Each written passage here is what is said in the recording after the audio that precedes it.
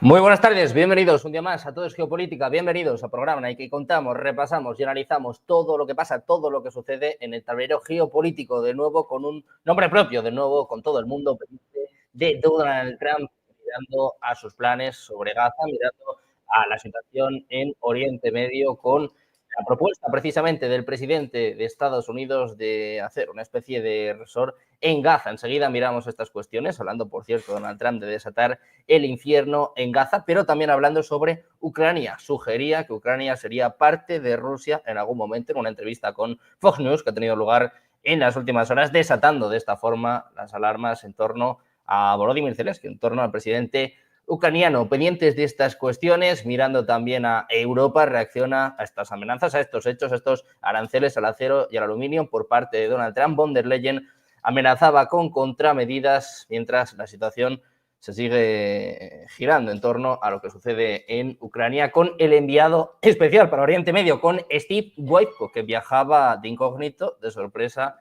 en una misión secreta en Moscú. Enseguida les contamos estas cuestiones, pero antes empezamos con las últimas horas, precisamente. Seguimos hablando, volvemos a hablar del presidente de Estados Unidos. Donald Trump ha criticado esta mañana a los jueces federales que han bloqueado los esfuerzos del Departamento de Eficiencia Gubernamental dirigido por Elon Musk para erradicar el despilfarro en el gobierno. En su propia red social, en True Social, decía que ya se han encontrado miles de millones de dólares en fraude, desperdicio y abuso en la investigación de su gobierno incompetentemente dirigido. Decía además que ahora hay ciertos activistas y jueces muy políticos que quieren que bajemos el ritmo o que nos detengamos. Dice Trump, perder este impulso será muy perjudicial para encontrar la verdad, lo que está resultando un desastre para quienes están involucrados en el funcionamiento de nuestro gobierno. Aún queda mucho por descubrir. No hay excusas, es lo que decía Donald Trump. Funcionarios han desestimado estos fallos judiciales, lo que ha provocado temores de que la administración pueda eventualmente ignorar estas decisiones judiciales. Trump contraataca, critica las órdenes judiciales que bloquean, que detienen su agenda. Mientras tanto, la actualidad que sigue pasando precisamente por el propio Donald Trump, que amenazaba con el fin del alto el fuego en Gaza entre Israel y Hamas si la milicia no libera a todos los rehenes.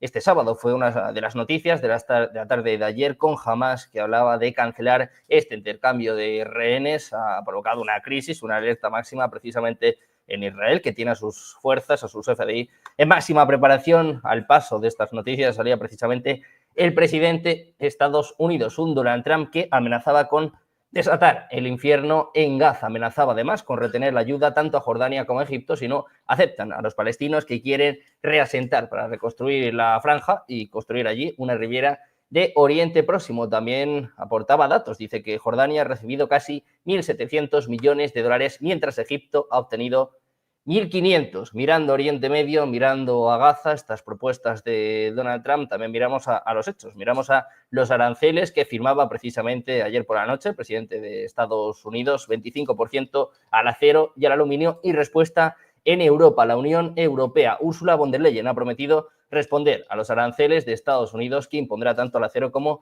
al aluminio, intensificando de esta forma una posible guerra comercial con uno de los aliados más cercanos de Washington. En un comunicado, von der Leyen decía que lamenta profundamente la decisión de Estados Unidos de imponer aranceles a las exportaciones europeas de acero y aluminio. Dice que estos aranceles injustificados no quedarán sin respuesta y van a desencadenar respuestas contra medidas firmes y proporcionadas. Decía que son muy injustos y además el propio Trump cita muy a menudo el superávit comercial del bloque con Estados Unidos. Las nuevas tarifas en vigor van a entrar el próximo 12 de marzo. Pendientes de Europa, de su respuesta a Estados Unidos, sus amenazas a Donald Trump, terminamos mirando a Ucrania, de nuevo, con Donald Trump como protagonista. En una entrevista con Fox News de este mismo lunes, sugería que Ucrania podría ser rusa algún día, justo en una semana marcada por la Conferencia de Seguridad de Múnich y marcada por la reunión de su vicepresidente de J.D. Vance con Volodymyr Zelensky. Donald Trump, que llegó a la Casa Blanca prometiendo un rápido fin de la guerra en Ucrania, decía que iba a solucionarlo en 24 horas, luego decía que 100 días, luego decía que 6 meses, y ahora está generando mucha inquietud entre las autoridades ucranianas, que temen verse empujadas a aceptar una propuesta de paz desfavorable para sus intereses. El propio Donald Trump, en esta entrevista con Fox News, decía que es posible que pueda caer en manos de Moscú. Decía, podrían llegar a un acuerdo, podrían no llegar a un acuerdo, podrían ser rusos un día o podrían no serlo. Estas son las palabras de Donald Trump que han desatado una vez más el temor en Ucrania. Pendientes de estos temas, de nuevo con Donald Trump como protagonista, nosotros vamos ya al análisis, a los expertos, y hoy tenemos a Eduardo Irastorza, profesor en OBS Business School. ¿Qué tal? Muy buenas, Eduardo, muy buenas tardes. Es un placer estar contigo, Sergio, y con tu audiencia. Igualmente, un placer tenerte por aquí un día más, Eduardo. Contamos con Emiliano García Coso, profesor de ICADE, de Derecho Internacional y Relaciones Internacionales. ¿Qué tal, Emiliano? Buenas tardes. Me parece que está silenciado, Emiliano. A ver si te recuperamos. Sí, muy buenas tardes, Sergio. ¿Cómo Ahí está, estás? ya te tenemos. Encantados de tenerte por aquí, Emiliano. Y por último tenemos a José Manjón, escritor y analista del Instituto Español de Geopolítica. ¿Qué tal? Buenas, José, buenas tardes. Muy bien, muy buenas tardes. Bueno, pues encantados de teneros a los tres por aquí, de nuevo con muchos temas que comentar, que analizar, de nuevo con Donald Trump monopolizando la actualidad, también el protagonismo. Si os parece, empezamos por lo último, por Oriente Medio, por este plan que ya propuso sobre Gaza la semana pasada con Netanyahu, pero ahora va un paso más allá, vuelve a repetir su amenaza, habla de desatar el infierno en Gaza si no se liberan a estos rehenes el próximo sábado. José, quiero saber qué opinas de este plan de Trump y también de estas amenazas que siguen, bueno, pues subiendo el tono, ¿no? Bueno, pues las amenazas de Trump pues son una técnica habitual de negociar, ¿no? En cuanto al infierno, no creo que le resulte a los gazatíes diferente el infierno americano del infierno israelí. Han sufrido el infierno continuamente. Lo que sí me parece novedoso es que países fieles, que han sido buenos chicos, como Egipto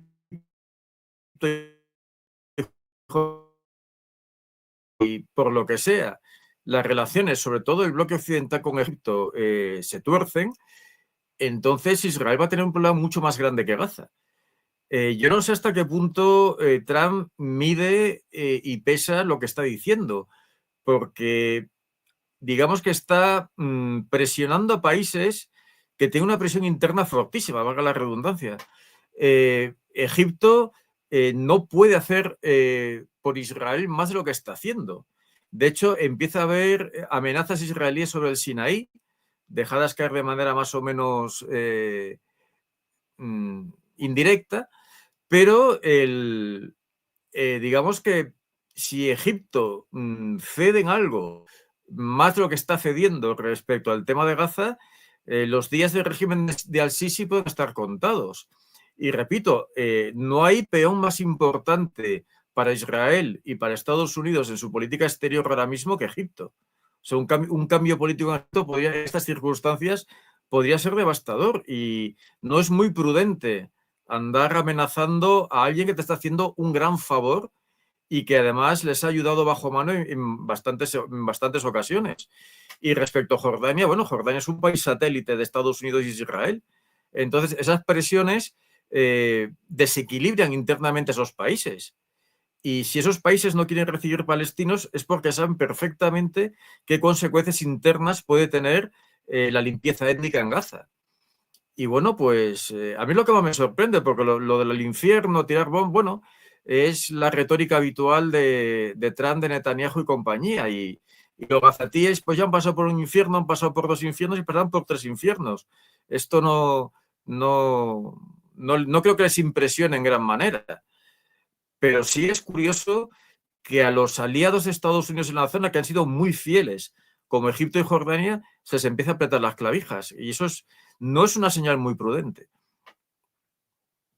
Bueno, pues veremos qué pasa, qué sucede con Jordania, con Egipto, con estas amenazas de Donald Trump, que como bien decía José, pues igual con Gaza, igual con los palestinos, no tiene tanto efecto, ¿no? Teniendo en cuenta pues a lo que están acostumbrados el último año y medio, prácticamente. Emiliano, te quiero preguntar por esto de nuevo, por Donald Trump, por el presidente de Estados Unidos, que reitera sus amenazas y habla de desatar el infierno en Gaza. No es nada nuevo, pero sí que es preocupante, sobre todo teniendo en cuenta cómo está la situación ahora mismo y también cómo su propuesta sobre Gaza, este plan de hacer un resort en Oriente Medio, un resort en Gaza, es precisamente uno de los motivos a los que jamás se ha acogido para romper este acuerdo, ¿no? Para cancelar el acuerdo y a priori no liberar los rehenes este sábado. Todo lo que está saliendo en las últimas semanas del señor Trump es absolutamente un despropósito para la comunidad internacional y para los equilibrios que hemos tratado de lograr con mayor o con menor acierto. Como bien has mencionado, ya ha dejado caer 2 veces las amenazas a Egipto y a Jordania sobre que a él no le van a negar la posibilidad de acoger a los palestinos expulsados, ya no con carácter temporal, sino con carácter permanente. Como has mencionado, las ayudas son de 1.500 y 1.600 millones de dólares al año y en el fondo ya está amenazando con retirar esas ayudas tanto a Egipto como a Jordania. Los 2 países no van a aceptar palestinos. Primero, por la propia historia de Jordania, que ya el padre del actual rey tuvo que hacer frente a un intento de derrocarle internamente por los palestinos que estaban ahí acogidos y tuvo que expulsar a la OLP. Y Egipto tampoco. Hay unos difíciles equilibrios ahí y no están dispuestos a aceptar a los palestinos. Y como bien habéis dicho los dos, pues ¿me podéis explicar, por favor, o podéis explicar a la audiencia cómo va el ejército israelí? Porque supuestamente Trump ha dicho que no va a enviar tropas.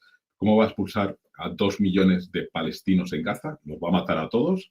¿Los va a meter en barcos y los va a tener en alta mar? Es decir, es que realmente parte de una visión absolutamente fantástica en su burbuja que no se ajusta a la realidad. Se han aguantado 15 meses en bombardeos, hambrunas, eliminación de cualquier tipo de asistencia humanitaria internacional, que van a dejarse la vida ahí porque es el único sitio donde tienen. Y adicionalmente a esto, el problema o digamos lo que más me preocupa es que en el fondo esto sea toda una estrategia para justificar el visto bueno a Israel para que no solamente se haga con el control absoluto y nos olvidemos de Gaza, sino fundamentalmente porque Israel está con excavadoras tumbando edificios en Jenin y en Tulkarem, es decir, en Cisjordania. Y por lo tanto, da la sensación que están intentando generar el ámbito necesario o el ambiente necesario o el escenario necesario para que también invadan permanentemente, es decir, ya la presencia militar es importante, pero ya lo invadan permanentemente Cisjordania, para que eliminar cualquier tipo de posibilidad de que exista el Estado palestino.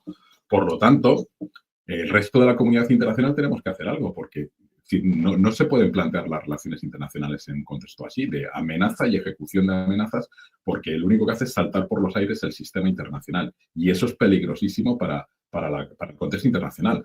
Adicionalmente a esto, recordemos que Jordania ayudó a la propia Israel cuando fue bombardeada por Irán. Entonces, estamos hablando de socios estratégicos, países que han aceptado el Estado de Israel y que de repente los ponen en la tesitura, no, o me aceptáis esto o directamente os quito cualquier tipo de asistencia económica y además os coméis a casi 5 millones de palestinos, además de los que ya están en la diáspora repartidos por todo el mundo. Es decir, es que realmente, no sé, debemos reaccionar porque si no estamos abocados a una tensión y un enfrentamiento permanente y Europa al menos tendrá que decir algo.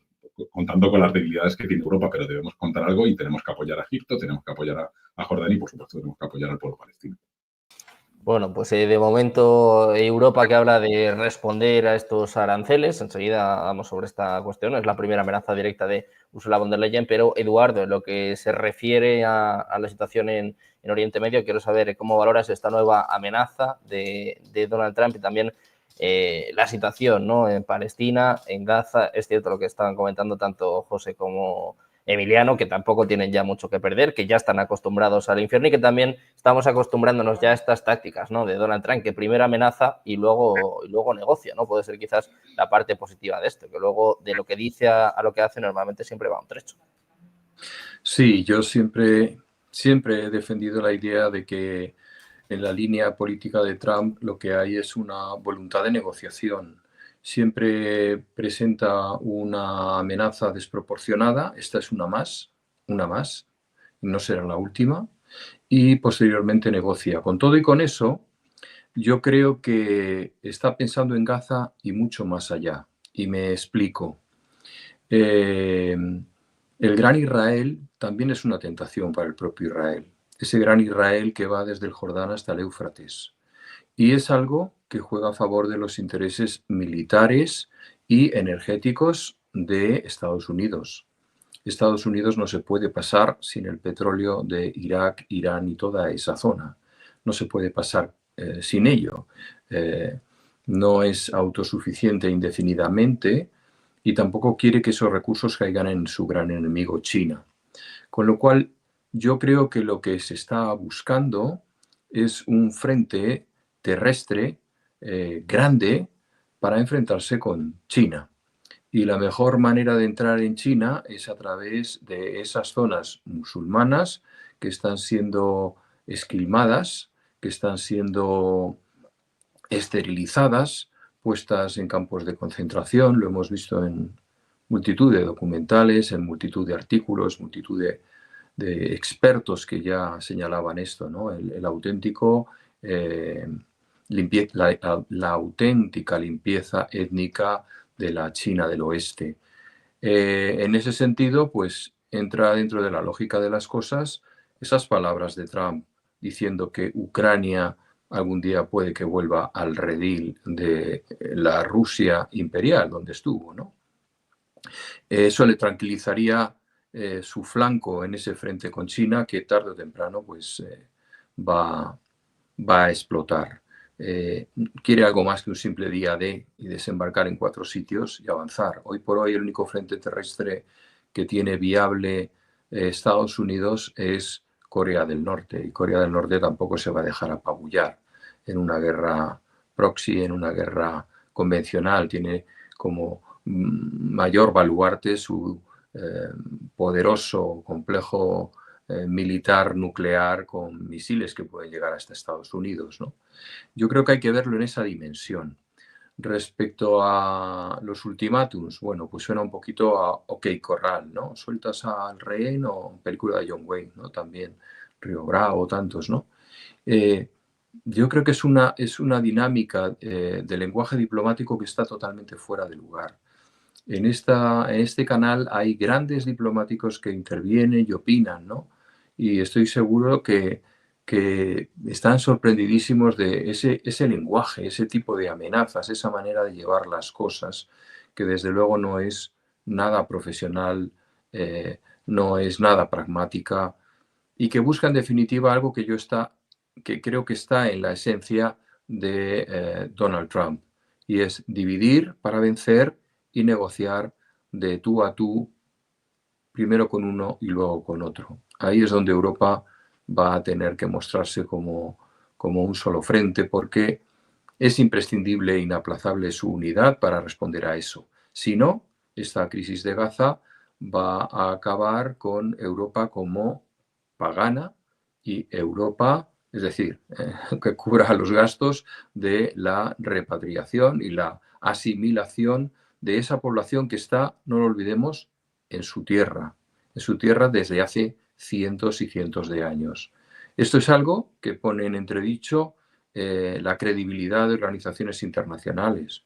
No hemos visto movilizaciones en la ONU, no hemos visto movilizaciones en otros foros internacionales.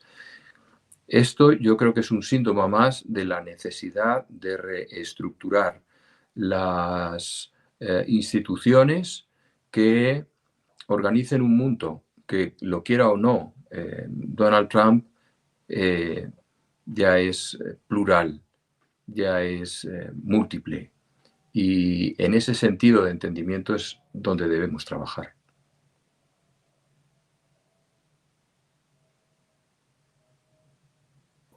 La reacción del mundo ante esta propuesta, ante estos planes de Donald Trump. Vamos a mirar también a los hechos. Ayer firmaba esta orden ejecutiva, anunciaba estos aranceles del 25% al acero y al aluminio. Hemos visto la respuesta de México, de Australia, que buscan exenciones. Reino Unido también intenta reuniones pues, para salvarse de la quema, mientras también hemos visto la respuesta de Europa. Ursula von der Leyen, con una carta, con un comunicado, respondía a Estados Unidos, respondía a Donald Trump, hablaba de aranceles injustos y además hablaba de contramedidas. Olaf Scholz, Emmanuel Macron también empezaron la semana hablando en este sentido. No sé si hay unidad o no en Europa, pero lo que sí que hay, José, es por lo menos la opinión o la sensación de que se va a responder. Vamos a entrar en una guerra comercial con Donald Trump. Después de tantos años de servilismo, ¿estamos preparados para enfrentarnos a Estados Unidos?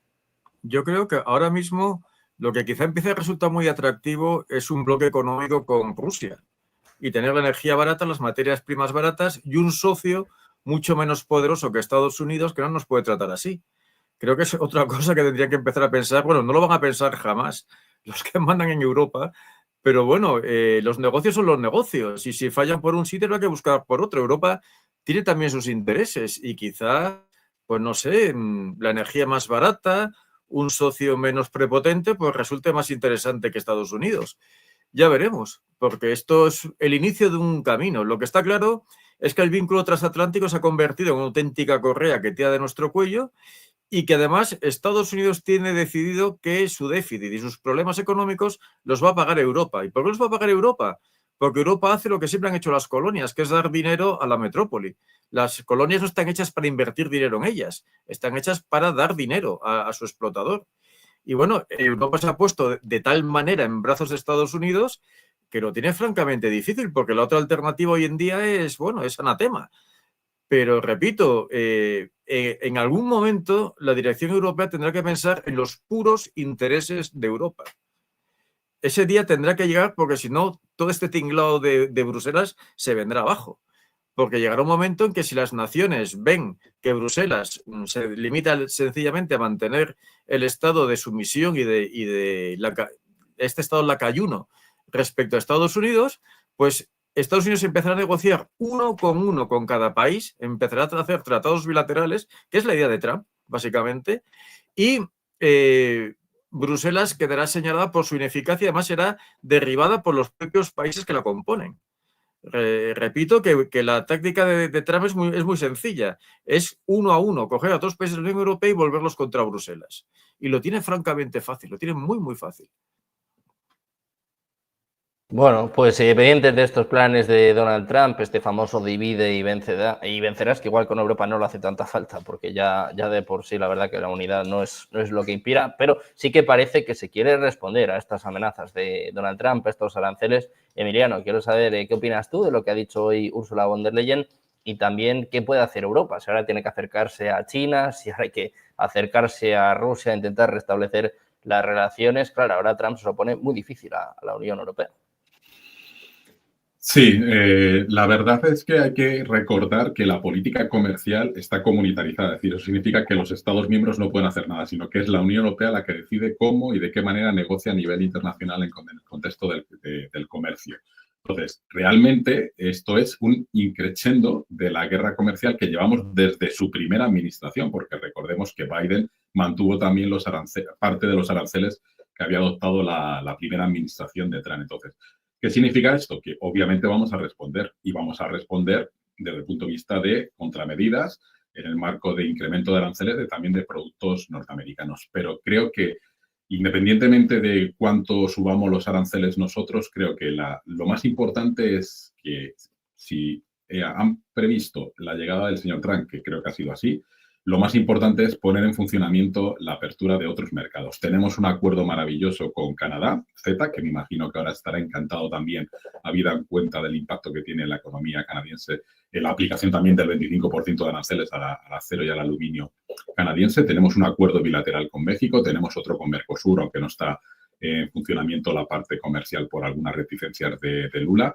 Tenemos los acuerdos ACP, África, Caribe y Pacífico, es decir, que realmente tenemos que desplegar toda nuestra diplomacia económica para tratar de consolidar relaciones económicas comerciales para reducir la dependencia o el impacto negativo que va a tener el incremento de estos aranceles, porque, no tengo la bola mágica, pero estoy segurísimo que no se va a limitar solo a la parte de acero y aluminio, sino que va a entrar otra vez con los famosos coches alemanes y maquinaria alemana, que ya la afectó bastante durante la primera administración, y luego probablemente también entre a aplicar aranceles al sector agrícola, entre otros al sector español, especialmente a la aceituna y a los vinos españoles, que ya se han tenido que adaptar un poco a adelantarse a la situación de los aranceles que iba a poner la administración Trump.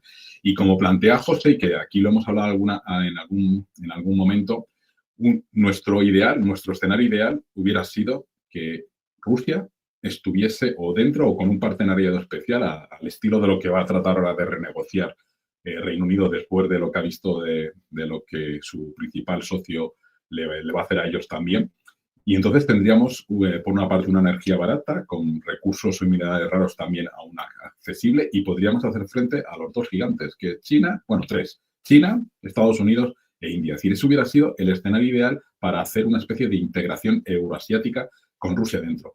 ¿Cuál es el problema? Que eso había que haberlo hecho antes de la invasión, porque ahora, después de la invasión, salvo que renunciemos a cualquier viabilidad de Ucrania, es muy difícil plantearle al señor Putin, bueno, pues agredes a un país que es candidato a la Unión Europea y admitimos aquí dentro de este club que tiene una serie de reglas. Pero eso hubiera sido un escenario ideal para prepararnos como Europa frente a la situación de competidores sistémicos, por decirlo de alguna manera, tanto de China y sobre todo ahora de Estados Unidos, que vamos a estar así los 4 años. Es decir, que nadie lo dude que el señor Trump no le va a quitar ningún tipo de ventaja a Europa.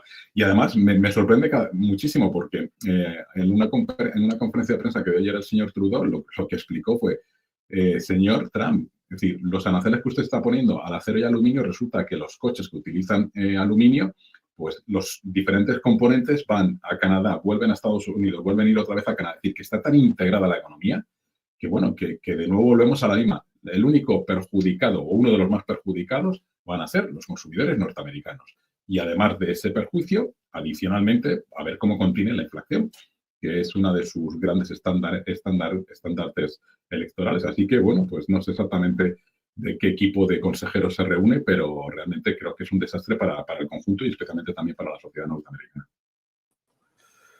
Bueno, pues Europa que estudia, que se prepara para contestar, para responder a Donald Trump. Veíamos este comunicado por parte de Ursula von der Leyen, pero Eduardo, la pregunta es si estamos a tiempo, si ahora podemos responder, si ahora tenemos la soberanía suficiente, ya no solo para llevar a cabo estas contramedidas, sino, como bien estaba diciendo ahora Emiliano, para enfrentar una guerra comercial, una guerra incluso geopolítica durante los próximos 4 años. Es muy difícil responder a esa pregunta. Tenemos la autonomía. Yo recuerdo una frase que se hizo famosa con John Fitzgerald Kennedy, que es: hay que ganar la batalla de los corazones y las mentes. Un asesor de Nixon cambió esa frase y decía: agárrales por los bajos y tendrás también sus corazones y sus mentes. Yo creo que a Europa la tienen cogida por la parte baja y no es tan fácil que tome decisiones por sí misma. Ese escenario ideal en el que una Europa democrática se pueda entender con países que no necesariamente sean tan democráticos, pero que responden a sus intereses. Igual que en el Renacimiento, Francisco I de Francia pues negoció con los otomanos, a pesar de ser un rey cristianísimo, ¿no? para enfrentarse a España. Yo creo que Europa está obligada a mirar por sus intereses, pero entendiendo que esos intereses son compartidos por absolutamente todos. Se puede convertir en esa pieza intermedia imprescindible para todos y para todo. Tiene una posición geoestratégica privilegiada, a la que puede sacar muchísimo partido. Por otro lado, tenemos que ser pragmáticos, tremendamente pragmáticos. Antes José señalaba, estáis hablando, ¿verdad? Los dos, Emiliano, José, ¿y qué va a ser de Reino Unido, no? ¿Qué va a ser de Reino Unido? ¿Se va a sumar, no se va a sumar? ¿Va a seguir siendo ese portaaviones anclado a Normandía que defiende los intereses estadounidenses? Yo recuerdo al premier Churchill cuando decía: Inglaterra no tiene aliados, tiene intereses.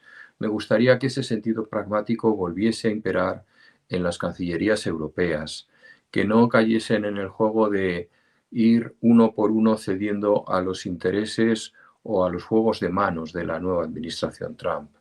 Y ya tiene bastantes bazas en Europa, posiciones conquistadas en ese sentido. También es importante que la clase política europea esté a la altura de las necesidades de su pueblo, que no se conviertan en eso que hemos criticado siempre de los países coloniales, que están para explotar, lo ha dicho antes José, ¿verdad? Están para explotar, no para crear, no para generar riqueza in situ. Y en ese sentido es fundamental esa unidad de criterio. Esa unidad de criterio que además responda a la opinión pública, a los intereses, a las necesidades. Si no, nos pareceríamos a esas colonias en donde siempre había un reyezuelo, un jefezuelo por ahí suelto que era fácil comprar en beneficio de los intereses del colonizador. No debemos caer en ese juego, debemos ser fuertes, porque si no, como he señalado hace un momento, es que no solamente la ONU necesita un vuelta y vuelta, no solamente los foros jurídicos internacionales para señalar a grandes culpables de auténticos genocidios que están sucediendo hoy en día, perpetrados en en las naciones más poderosas. No hay una que se libre de un escándalo de este tipo. Se habla poco de ello, a nadie le interesa hablar mucho de ello, pero es real, ¿no? Y Europa tiene una oportunidad inaplazable de entenderse y definir sobre todo eso, sus intereses y su identidad. De lo que haga Europa, de las lecciones que extraiga ahora, bueno, pues de estas amenazas del presidente de Estados Unidos y también de las medidas que lleve a cabo en respuesta a estos aranceles. Vamos a seguir hablando de Donald Trump, pero en este caso, si os parece, nos centramos en el conflicto en Ucrania. En una entrevista con Fox News, el presidente de Estados Unidos sugería que Ucrania en algún momento podría ser parte de Rusia. Hablaba de 500.000 millones de dólares que dice que, bueno, que son suyos, que son de Estados Unidos y que los va a recuperar. Vuelve a apuntar a estas tierras raras de Ucrania y dice, bueno, pues que quiere estar seguro, ¿no? Quiere que ese dinero esté asegurado. José, quiero saber cómo valoras estas declaraciones por parte de Donald Trump y también estos acercamientos ya que estamos viendo con Rusia. Venía a decir el fin de semana que ya ha empezado a hablar con Vladimir Putin. Hombre, para empezar, las tierras raras de Ucrania son de los ucranianos, no son de Estados Unidos, y los ucranianos harán lo que quieran con ellas. Es un problema interno de Ucrania. En cuanto a que Ucrania forma parte de Rusia, los rusos tienen, en el idioma ruso hay dos términos que nosotros traducimos solamente por uno, que es ruso, pero ellos tienen ruski y rasisky.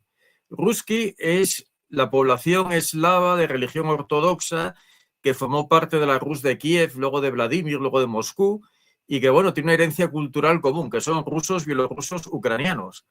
Y luego están los rasisky, que son los pueblos que forman parte del Estado ruso, pero que no son ruskis, que son tártaros, tunguses, yakutos, no sé, calmucos, etcétera. Entonces, en ese aspecto, Ucrania nunca va a dejar, por lo menos Ucrania central y oriental, nunca va a dejar de ser rusa en el sentido cultural, porque hay unos lazos seculares inmensos. Recordemos que buena parte de la población rusa tiene sangre ucraniana y buena parte de la población ucraniana tiene sangre rusa. Esto es como si dijéramos que los andaluces y los burgaleses son distintos. Pues son distintos, pero son españoles. Y bueno, es algo parecido para entendernos. Solamente la Ucrania occidental, que es mucho más cercana a Polonia, a Hungría, es diferente. Pero la Ucrania central, y no digamos la oriental, que está en armas para intentar seguir siendo rusa, pues no son lo mismo. Pero bueno, dejando ya cosas culturales aparte, hay que indicar que, bueno, que no se trata de que Ucrania sea rusa, se trata de... y Rusia no pide que Ucrania sea Rusia. Rusia lo que pide es que Ucrania sea neutral, que no forme parte de la OTAN, le basta con eso. Y si a eso se añade una arquitectura común de seguridad, estupendo. Pero lo que diga Trump sobre esto, que ha demostrado una ignorancia en cierta manera... No sé, Trump parece que es un niño que está jugando con el mapa de Europa y con el mapa del mundo. Y las cosas no son así. Yo creo que es presión que le mete a Zelensky, es mucho miedo el que le está metiendo a Zelensky. Recordemos además que, bueno, nosotros lo vemos desde la barrera, pero Zelensky, Budanov, Yermak saben que como pierdan el poder, su supervivencia va a ser problemática en muchísimos sentidos. Entonces, claro, me imagino que el miedo que habrá ahora mismo en Kiev debe ser importante. Y bueno, ¿qué alternativa tiene Kiev? ¿Qué alternativa le pone Trump? Pues la misma que le puso Chiang Kai-shek en el año 49 la administración americana, o la que le pusieron a Vietnam del Sur, o la que le pusieron a los palibis. Es decir, no nos sirves, no nos gustas, no vales, ya te hemos utilizado, el limón ya está exprimido y lo vamos a tirar la cáscara a la basura, y vosotros, pues, buscaros la vida, porque queremos, vamos a ver, Trump tiene un objetivo básico, que es romper el bloque Rusia-China. Aquel maravilloso diplomático, éticamente muy objetable, pero como político excelente, que fue Henry Kissinger, lo vio muy claro. Había que romper todo tipo de unión entre Rusia y China. Trump sigue esa política que es puro realismo, es puro maquiavelismo yanqui, pero vamos, que se remonta, la política divide e impera, pues yo qué sé, desde el Imperio Romano y antes.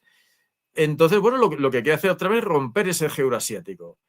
Y sabe que es más fácil, mucho más fácil coquetear con Putin que coquetear con Xi Jinping, que es un rival directo. Putin, en un momento dado, pues podría ser que a lo mejor se le ocurriera. No creo que lo haga por las lecciones que ha aprendido en los últimos años, pero bueno, es una opción un tanto desesperada de la administración Trump, decir, bueno, vamos a intentar hacer algo por aquí, a ver si rompemos ese bloque. Basta con mirar un mapa, basta con mirar pues la situación estratégica de este bloque China, Pekín, Moscú, para darse cuenta de que es prácticamente intocable, ¿no? Y bueno, Trump intentará romperlo por lo que cree que es la parte más débil. Lo que cree que esa parte más débil está muy escarmentada porque no ha hecho más que llevarse palos diplomáticos desde el año 2000. Entonces, difícilmente lo va a conseguir, pero bueno, es una opción que tiene Estados Unidos y que en el fondo es más realista que intentar seducir a China, que no se va a dejar seducir nunca. Y bueno, pues el problema es que ahora mismo Zelensky es un estorbo, Ucrania empieza a ser un estorbo y bueno, pues allá, no sé, es que también lo dijo Kissinger, lo repito muchísimo, demasiado, que ser enemigo de Estados Unidos es malo. Me parece que hemos perdido la conexión con José. Estaba precisamente hablando sobre Kissinger. ¿Ya te tenemos, José?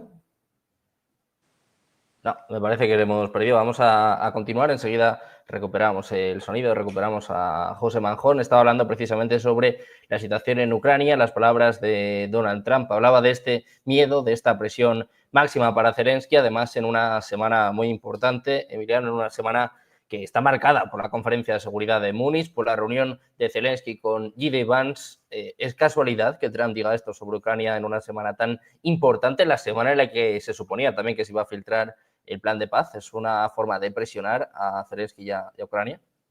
Sí, sin lugar a dudas está calentando el escenario para cuando llegue la conversación bilateral y tratar de obtener algún tipo de compromiso del gobierno Zelensky. Pero como señalaba José, es decir, en el fondo, ¿que se quedan con los minerales raros? Bueno, en principio puede entrar dentro de una compensación por la ayuda económica. Tampoco hay que desgarrarse las vestiduras.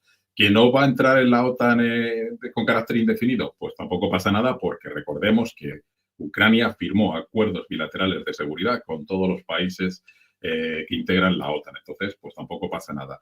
La cuestión clave es qué ocurre con el tema de la integridad territorial, que es una cosa grave para los ucranianos. Es decir, culturalmente pueden tener elementos comunes, etcétera, etcétera, pero el pueblo ucraniano se siente pueblo ucraniano, independientemente de que tenga raíces rusas o cultura rusa. Y la cuestión es que otro Estado decidió invadirlo. Entonces, desafortunadamente para el señor Putin, su estrategia era que el mismo día de la operación especial el señor Zelensky hubiera tomado un avión, como han hecho otros, y automáticamente escapar y dejar Ucrania en manos de Putin. Pero eso no ocurre así. De hecho, yo creo que Zelensky, cuando decidió quedarse, tenía asumido que su vida no valía ni un solo dólar. Y por lo tanto, independientemente si finalmente llegan a un acuerdo entre Putin y el señor Trump para repartirse Ucrania o dejarla completamente desmembrada, pues el señor Zelensky y parte de su gobierno tiene claro que o se exilian o tendrán convenientemente un accidente o se caerán por las ventanas, como ha ocurrido con algunos oligarcas que protestaban ante ciertas cuestiones. Entonces, ¿dónde estamos y dónde creo que tenemos que ir? Sinceramente, lo de la integración euroasiática no es ninguna tontería. El problema es que con esta vulneración o con esta tensión es muy difícil ahora dar marcha atrás y decir, bueno, Rusia, vamos a plantearnos una integración. Porque no solamente tenemos que hacer frente a China, es que también tenemos a India. India tiene otros planteamientos, tiene otro enfoque, pero es otra de las nuevas potencias. Entonces, Europa se va a quedar sin nada si realmente no toma algunas acciones específicas. Y el socio que podría haber sido, y que podría, estoy hablando en condicional, que podría haber sido idóneo era Rusia. Y volver otra vez a un acuerdo de integración paulatina o progresiva por sectores con el Reino Unido, retomando otra vez esa integración europea.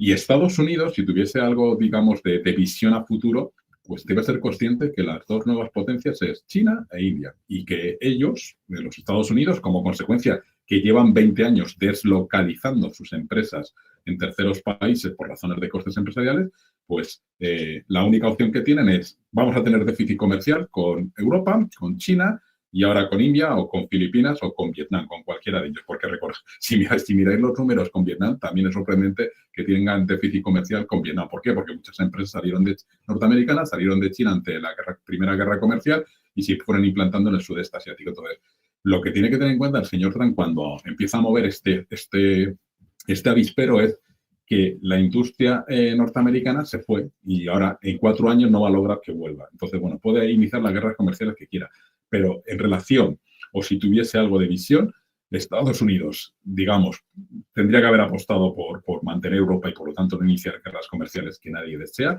e incluso ver soluciones de una Rusia integrada en unos términos políticos, pero sin perder tanta soberanía como ocurre con los países que ya están dentro de la Unión Europea, en una especie de asociación privilegiada que ya lo teníamos con un acuerdo, y realmente ese sería el pool perfecto para hacer frente a la nueva realidad que nos vamos a encontrar todos, que es la emergencia completa y absoluta de China en todos los ámbitos, ya no solamente en el comercial, sino también en el militar, y India, que está dando sus pasos, que va muy callada, que está dentro de los BRICS, pero que está actuando. De hecho, como bien mencionabas ayer, creo recordar, Sergio, la propia Rusia, para tratar de volver a traerla a su lado, le ofrece la fabricación de aviones militares. Es decir, que todos estamos intentando atraer a India porque somos conscientes de que va a ser uno de los nuevos hegemones. Entonces, desde el punto de vista del tablero mundial, creo que Trump se equivoca, no tiene una visión clara de hacia dónde va, y en 4 años, que esperemos que solamente sea 4 años y no tenga otros planes, pues directamente se equivoca y nos arrastra a todos. Bueno, pues ya veremos si son 4 años o son más, porque él no lo está dejando claro, y además lo que tiene claro es que J.D. Vance no puede ser su sustituto, al menos es lo que piensa ahora, no le ve preparado.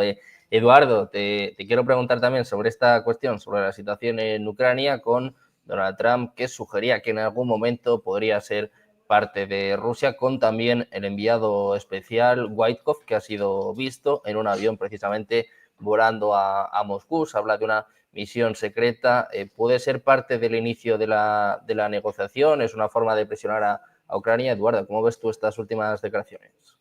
Pues las dos cosas que has señalado al final yo creo que son claves, Sergio. Está presionando y muy fuertemente al gobierno ucraniano. De hecho, el que plantee que algún día pueda constituir parte de Rusia, pues es mentarle a la madre patria, ¿no? Es decir, es que vas a desaparecer. Y además es que ni te lo he dicho a ti, directamente lo suelto. Oye, esta declaración no es resultado de que haya tenido un enfrentamiento contigo o diferencias o lo que sea, sino que voy y lo suelto. Y voy y lo suelto por eso que has señalado antes, ¿no? Y muy bien señalado, a propósito de Kissinger, ¿no? Y su maquiavélico modo de pensar. Realmente Estados Unidos necesita a Rusia para acabar con su gran rival en muchísimos aspectos culturales, económicos, comerciales, etcétera. Rusia solo es un rival económico, culturalmente tampoco están tan distantes, ¿no? Yo admiro muchísimo la cultura rusa en todas sus dimensiones, y desde hace siglos su aportación ha sido significativa. El hecho de que le diga lance a la opinión pública, a la prensa, a los medios de comunicación, esto puede acabar siendo parte algún día de Rusia, ¿no? Pues es desde luego un torpedo en la línea de flotación del gobierno de Zelensky, que tiene que estar bastante disgustado con todas estas circunstancias, ¿no? A mí me recuerda un poco como cuando Stalin llegó a su acuerdo con Hitler y se desentendió de la Guerra Civil Española, a uno de cuyos bandos apoyaba, ¿no? Pues un poco está en esa línea de pensamiento y de actitud, desde luego nada fiable, ni incluso ni para los que pretendan ser sus aliados. Yo creo que la situación se está volviendo tan complicada que Estados Unidos puede llegar a enfrentarse a la primera guerra defensiva de su historia, porque hasta ahora siempre ha sido intervenciones expansionistas o en frentes muy lejanos a su tierra, ¿no? Y eso no lo ha vivido, y no sé cómo lo puede encajar, porque Rusia está acostumbrada a sufrir sobre su propio territorio, China, ya no digamos, la India, indudablemente, es decir, todos los frentes en los que ha estado y que quiere abrir ahora, de nuevo, pues parece que están psicológicamente mejor preparados que su propio país. Que yo creo, y esto es lo más lamentable de todo, se está radicalizando, está llegando a una polarización como no había vivido nunca antes en su historia, desde los padres fundadores de la República, en donde americanos están confrontados, pero de todas, con otros americanos. Esta situación, el primer dañado puede ser el propio Estados Unidos. Estaba muy seguro de que las vigas del edificio son sólidas y que le respaldan todos a uno, pero esta situación puede volverse en su contra finalmente, ¿no? Y estaría mal que a esa playa de organizaciones que hemos señalado, ¿no? La OTAN, la UE, etcétera, se sumase también la caída de lo que fue la primera democracia real de la historia del mundo, que fue, bueno, su origen está en Grecia, pero realmente popular, extendida a toda la población, ha sido Estados Unidos, ¿no? Y ahí empiezan a verse reflejos autoritarios en determinados mensajes y en determinadas personas.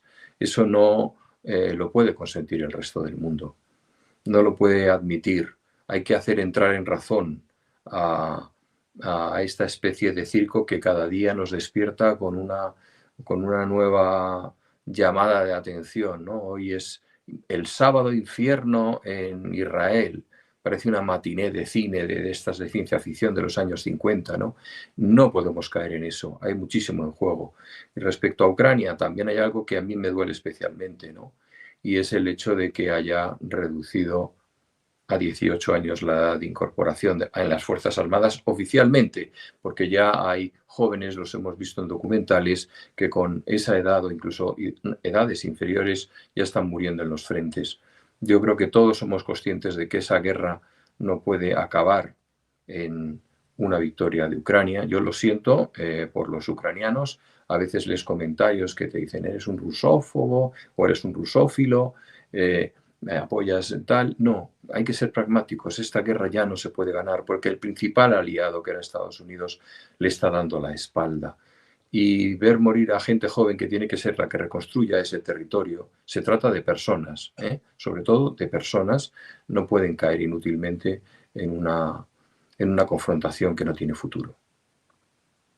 Bueno, pues esperando a las respuestas a Estados Unidos, mirando la situación en Ucrania, como decimos, una de las noticias que nos han llamado la atención en el día de hoy, más allá de todo lo que dice Donald Trump, es este enviado especial de Oriente Medio, Steve Witkoff, que al parecer ha aterrizado en Moscú. Se habla de una misión secreta, no se sabe si tiene que ver con Hamas, no se sabe si tiene que ver con el inicio de las negociaciones, teniendo en cuenta, bueno, pues que es un diplomático experimentado. José, quiero saber cómo valoras tú este movimiento, si crees que tiene que ver más con Oriente Medio o con un inicio de la negociación sobre Ucrania. Cualquiera sabe, pues estamos volviendo a la diplomacia y los gabinetes, estamos volviendo a la diplomacia secreta, que era algo que, me acuerdo que en el año 18 era una cosa que era anatema, la diplomacia secreta, y ahora la nación que votó por destruir la diplomacia secreta la está utilizando a tutiplén. No sé, me imagino que a lo mejor tratan un poco de todo, ya puestos, ¿no? ¿Por qué no? Copita de vodka va, copita de vodka viene, pues tratamos un poquito de todas las cosas. Yo creo que posiblemente el tema fundamental ahora mismo sea Ucrania. Pero claro, con Trump cualquiera sabe lo que sucede.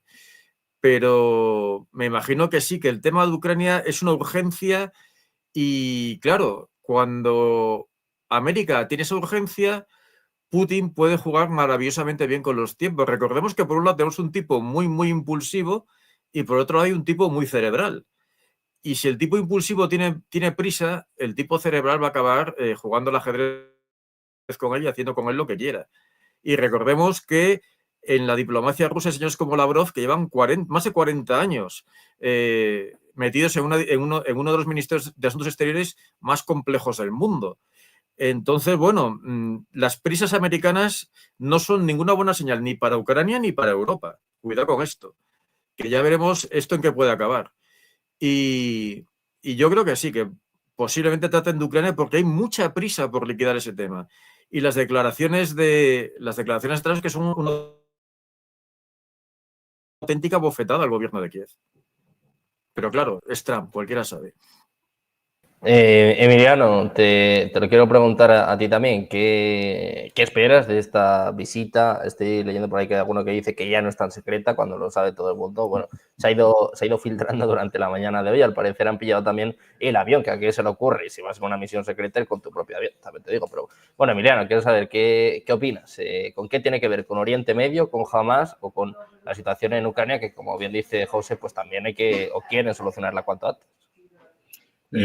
Como dice José, la diplomacia secreta está prohibida por el derecho internacional. Otra cosa que al señor Trump el derecho internacional y los organismos internacionales se lo pase por el arco del triunfo y sin ningún tipo de consideración. Entonces, yo creo que habida cuenta que el propio Trump, que ya sabéis que a veces se inventa las noticias para tratar de mantener la narrativa y a los medios de comunicación mundiales pendiente de lo que dice, recuerda que anunció que ya había hablado, que ya había tenido conversación. Entonces, yo creo que ante esta mentira y que los medios fácilmente pueden tratar de identificar, lo que ha dicho es voy a mandar a Wittkott en un intento de que busquemos la fórmula para que se confirme que efectivamente va a haber unas conversaciones y ver un poco dónde está el punto de partida del gobierno de Putin. Y como dice José, una cosa que normalmente los norteamericanos no son muy buenos es en entender un poco la psicología, las tradiciones y la cultura del interlocutor, porque efectivamente Putin no tiene ninguna prisa. Se ha esperado 3 años un conflicto con un coste económico, con unas sanciones económicas brutales y siendo, digamos, apartado de la escena internacional, pues el cómo va a llegar va a tratar de presionar al máximo porque él es consciente que Trump prometió a su electorado y al mundo que lo iba a solucionar primero 24, luego 100 días, etcétera, etcétera. Entonces, el que tiene las prisas electorales es Trump. Putin no tiene ninguno de los electores, no tiene que hacer elecciones libres, por lo tanto, a él no le va a preocupar. Lo único que va a interesar es presionar al máximo para tratar de obtener las mejores condiciones para sus planteamientos sobre lo que del futuro de Ucrania, que probablemente la mitad, el 10% de su territorio pasa a ser ruso de una manera u otra, especialmente las 4 provincias. Entonces, me imagino que irá tratando de preparar esa reunión, que no sé si será presencial, si será en Turquía, que probablemente es uno de los grandes candidatos a acoger una reunión bilateral presencial entre Putin y Trump u otro tercer estado, pero vamos, estoy seguro que es una manera de tratar de cumplir con su promesa electoral que se lo va a poner difícil Putin. Eduardo, quiero saber también tu opinión sobre este viaje secreto, ya no tan secreto, de Steve Witkoff en medio del conflicto en Oriente Medio, de esta pausa de la liberación de rehenes por parte de Hamas y también, bueno, pues en medio de estas conversaciones, de estas negociaciones con la Conferencia de Seguridad de Múnich, que también va a ser un impulso precisamente para todo esto. ¿Con qué crees que tiene que ver esta visita? Pues la visita secreta es todo menos secreta, lo cual es un mensaje para paseantes, ¿no? Obviamente. Yo creo que es una demostración de que ya ha tomado partido por lo que considera, y me gusta mucho el símil que ha puesto José de la partida de ajedrez, porque realmente es la pieza que despeja el centro del tablero. Despeja el centro del tablero para que Estados Unidos se pueda concentrar en ese resort inmobiliario en la costa mediterránea. Y no olvidemos también las leyendas que corren, ¿verdad?, por los mercados de que hay gas en el fondo de esa costa de Gaza, ¿no? Nada despreciable hoy en día como aspecto. Es la pieza que hay que comerse. Es la pieza que hay que comerse porque si no, no puede atender a su frente inmediato, que es Oriente Medio, anular el riesgo de una Irán nuclearizada, que está pues casi a las puertas, ¿no? Casi a las puertas, y que ya ha declarado Trump que es una línea roja que no va a aceptar, es decir, que entra dentro de la dinámica de ataques preventivos, susceptible de convertirse en eso que es un ataque preventivo, antes de que ocurra. Ataques preventivos que, por otro lado, Irán ha sufrido durante decenios cada vez que ha tratado de centrifugar uranio sobre tierra o donde fuera, ¿no? Tampoco sería extraño que esa megabomba que les ha facilitado a los israelíes empleara con esos fines en próximos días, ¿no?, en próximas semanas, y perforara y destrozara en tierra la heredera de la Daisy Cutter de la guerra de Vietnam, pero mucho más poderosa, volviera otra vez a la edad de piedra el proceso nuclear de Irán. Y el objetivo final, efectivamente, es China, es decir, es tener aseguradas unas líneas logísticas terrestres para confrontar al enemigo inevitable, al enemigo que está también preparado para la guerra y que cada día que pasa es más fuerte, y es algo que no se puede permitir Estados Unidos en ningún caso. No se lo puede permitir, y ya está poniendo las bases, nunca mejor dicho, porque está actualizando lo que fueron toda esa sucesión de aeropuertos que en la Segunda Guerra Mundial sirvieron a su fuerza aérea para llegar a bombardear el territorio japonés. Pues está volviéndolo a poner en marcha como respuesta también a las iniciativas chinas de islas artificiales, para que el mar de la China Meridional se convierta en un escenario bélico sin precedentes. Desgraciadamente también extraordinariamente poblado por miles de millones de personas. Solo entre China e India pues tienen una cuarta parte de la población mundial, ¿no? 1.500, 1.400 y pico millones cada uno. Está Indonesia, en Filipinas, Vietnam, toda la Indochina, etc. Eso que realmente también es, en las fechas recientes, una de las zonas de mayor crecimiento económico, pues también puede verse deshecha, lo cual a una potencia con una actitud colonial pues no le viene tampoco mal, ¿no? Pendientes de esta diplomacia entre Rusia y Estados Unidos, que seguro que va a dar mucho que hablar, muchas más noticias durante las próximas semanas, y seguro que sabemos algo más este fin de semana en la conferencia de seguridad de Múnich, en la que, por cierto, estará Negocios de Televisión. Muchísimas gracias a los tres por estar con nosotros. Eduardo, Emiliano, José, un placer, como siempre, contar con vosotros por aquí. Muchas gracias. Muy buenas tardes. Un placer y un privilegio. Igualmente, muchísimas gracias. Nosotros que hacemos una pequeña pausa, unos minutos, pero no se vayan, ¿eh? Seguimos con toda la información en Negocios Televisión.